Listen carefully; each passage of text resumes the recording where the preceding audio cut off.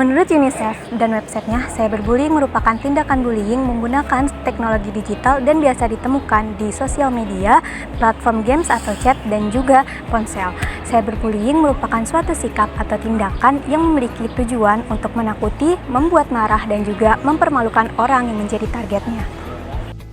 Oke, halo kawan-kawan. Sekarang saya akan menyebutkan beberapa bentuk dari cyberbullying. Yang pertama, itu menyebarkan kebohongan tentang seseorang ataupun menyebarkan foto memalukan seseorang dan menyebarkan pesan menyakitkan yang ditujukan kepada seseorang di media sosial. Lalu yang kedua, ada meniru seseorang dengan membuat akun palsu yang digunakan untuk mengirimkan pesan jahat kepada seseorang ataupun hanya untuk mencuri identitas online.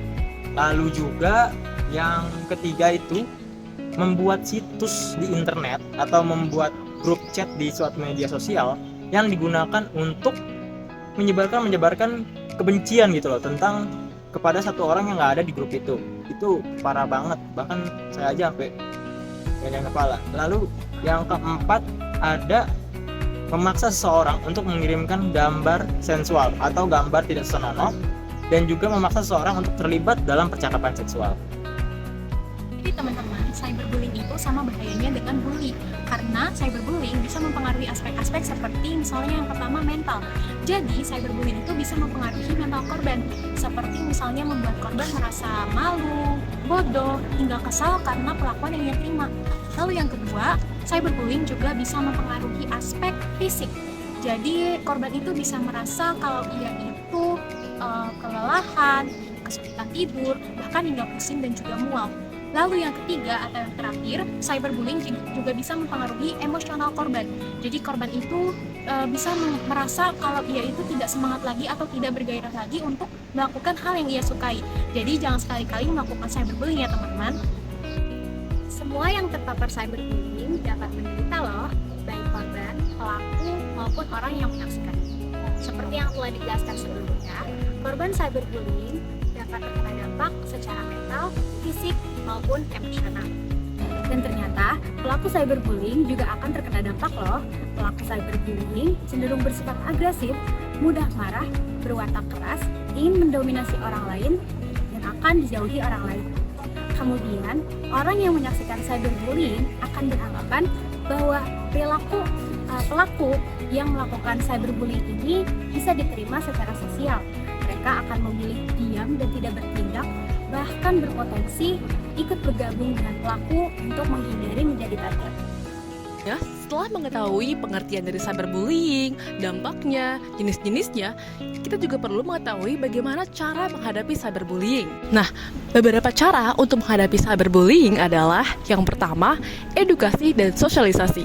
Cara ini meskipun terlihat sederhana, tetapi setidaknya dapat meningkatkan kesadaran mengenai dampak dan cara menghadapi cyberbullying itu sendiri, sehingga orang-orang akan lebih tahu bagaimana cara bersikap dan bereaksi saat mereka mengalami dan saat orang terdekat mereka mengalami cyberbullying.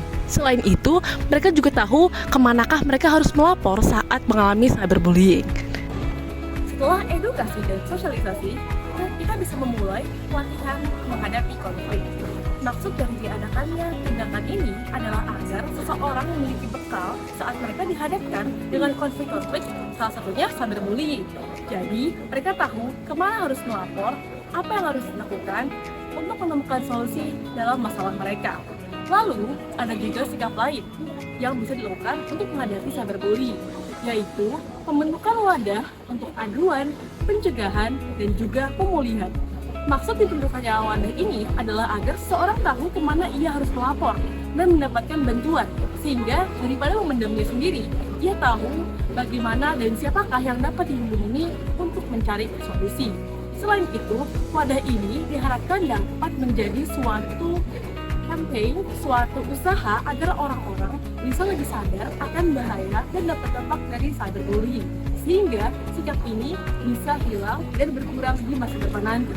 Dan yang paling penting adalah meningkatkan peran orang tua serta pemegang kebijakan di institusi, sehingga saat ada laporan atau saat melihat adanya tindakan-tindakan tersebut dengan mata kepala sendiri, orang-orang tersebut tahu apa yang harus dilakukan untuk menindaklanjuti, sehingga pelaku, korban, dan para yang bystander tahu bagaimana cara mencegah agar tindakan ini tidak terjadi lagi. Nah, itu dia bagaimana cara menghadapi cyberbullying.